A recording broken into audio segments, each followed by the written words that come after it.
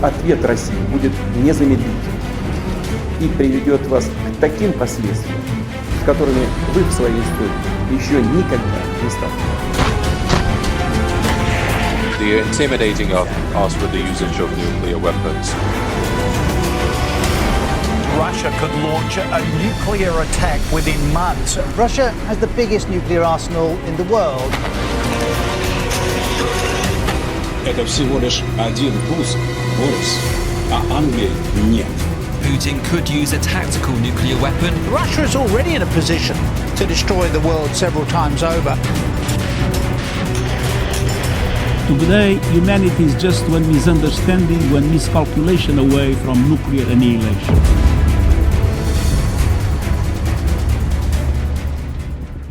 A quiet night over Crimea, the stars shining, and suddenly, the roar of explosions shatters the calm.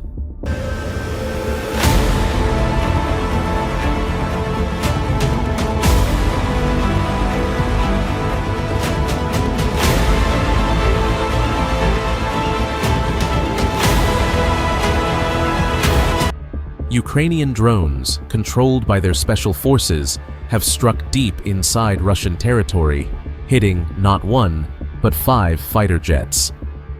The Security Service of Ukraine, known as the SBU, made it clear. This was no ordinary strike. One Su-30SM fighter jet was destroyed, another damaged, and 3 Su-24 bombers were hit. Even the aviation weapons depot didn't survive the attack. Why is this such a big deal? The Su-30SM alone costs 30 to 43 million euros. That's tens of millions of dollars gone in a single night. And these aren't just planes. They are the backbone of Russia's attacks on Ukraine. But the story doesn't end there. This wasn't Ukraine's first daring strike.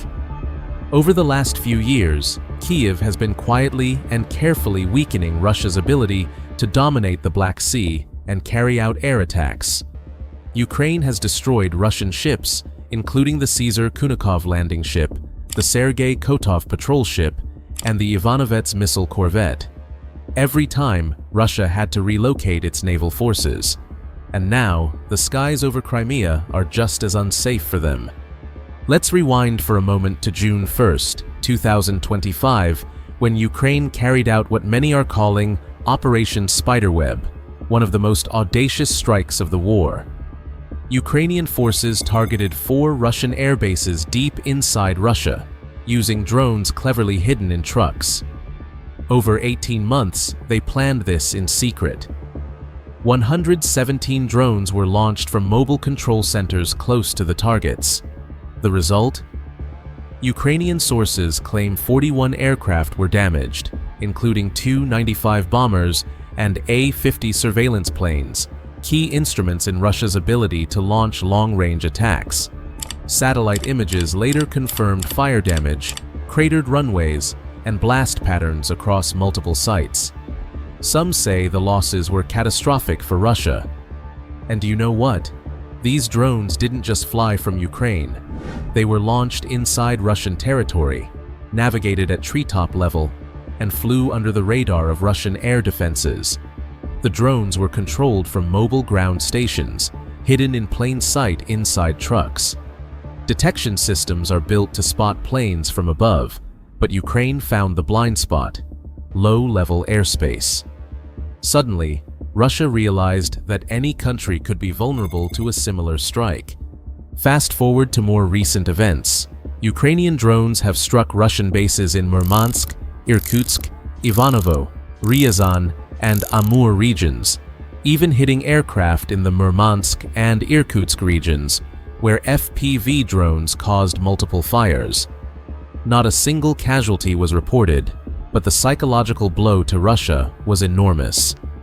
Ukrainian President Volodymyr Zelensky praised the attacks as absolutely brilliant. The point was clear: Ukraine can strike deep behind enemy lines with precision and daring. And Crimea continues to be a hot zone. The Saky air base is crucial for Russia. It's where they launch patrols, long-range strikes, and maintain radar surveillance. Now, it's a symbol of vulnerability. When Ukrainian drones hit the base, they didn't just destroy aircraft, they sent a message. Even a country as powerful as Russia is not invincible. And for the first time, ordinary people around the world could see that modern drone warfare changes the rules completely. But Ukraine isn't just targeting bases. After a long hiatus, the Bayraktar TB2 drones, famous for their early war successes, are back in action. These medium-altitude, medium-endurance drones are small but lethal. Recently, a TB2 destroyed a Russian high-speed boat in the Black Sea, taking out 7 soldiers and wounding 4 more. Imagine watching smoke rise from the waves while the drone camera captures every moment, tracer rounds, fire, shouts echoing over the sea. It's cinematic, but real. Why did the Bayraktars disappear for a while? Russia adapted. They improved electronic warfare and layered air defenses, making large, slow drones extremely vulnerable. But Ukraine didn't give up. They quietly suppressed Russian air defenses, clearing the way for the TB2s to strike again.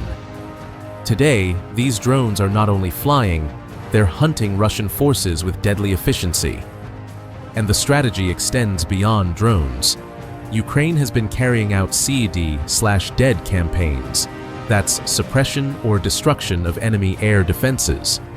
Using guided missiles and intelligence, they take out radar systems and anti-aircraft weapons, creating safe corridors for drones. This isn't just clever, it's a full-on game-changer in warfare. And the stakes? High, because every successful strike means Russian aircraft and supplies are one step closer to total disruption. But here's another layer of the story. Ukraine isn't stopping with the military. Zelensky has vowed to retaliate against Russia's attacks on energy facilities, including the Druzhba oil pipeline, which supplies neighboring countries. Slovakia and Hungary have felt the impact, and Zelensky told them plainly, Ukraine will continue to fight until Russian attacks stop. Think about it. Oil, electricity, military aircraft, every strike hits both soldiers and civilians. The stakes are sky high. But that's not all.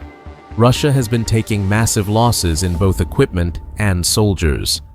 Since January 2024, Russian forces lost over 1,100 armored fighting vehicles, nearly 3,100 infantry vehicles, 300 artillery units, and 1,800 tanks. And fatalities? Russia is on track to hit 1 million casualties by summer 2025. To put it in perspective, that's 5 times the deaths Russia suffered in all wars combined since World War II. And yet, Russian officials, including President Putin, insist they are winning. But the numbers tell a different story. Back to the story of audacious Ukrainian attacks. From Crimea to deep inside Russian territory, Ukraine has blurred the line between its own territory and Russian land. Remember the Crimea bridge attacks? In 2022 and 2023, Ukraine struck this crucial supply route multiple times using trucks and sea drones. The Black Sea Fleet has been repeatedly hit, including command centers in Sevastopol. And even the Kremlin itself experienced drone attacks in May 2023. Though these were disabled by electronic defenses, they were a stark reminder: no place is completely safe. Zelensky also continues to push diplomacy while the war rages. Talks with Turkey aim to secure prisoner swaps and a ceasefire, while simultaneously keeping the pressure on Russia. It's a delicate balance: diplomacy and retaliation, strategy and showmanship. Every strike sends a message. Ukraine will not back down, and the world is watching. Let's not forget the stakes for ordinary people. Energy disruptions, destroyed military equipment, and ongoing attacks remind civilians everywhere that war is messy, unpredictable, and devastating.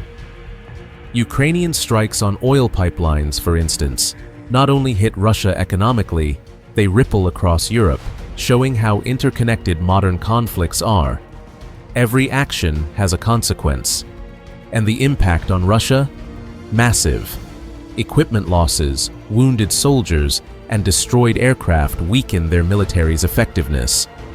The psychological effect is also huge.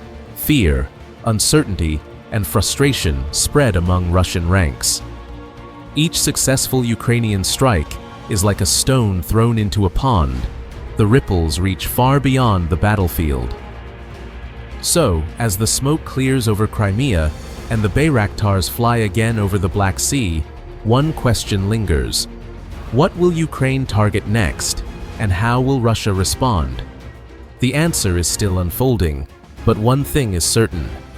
Ukraine is bombing without restraint, reshaping the war, and keeping the world on the edge of its seat. What do you think will happen next in this war?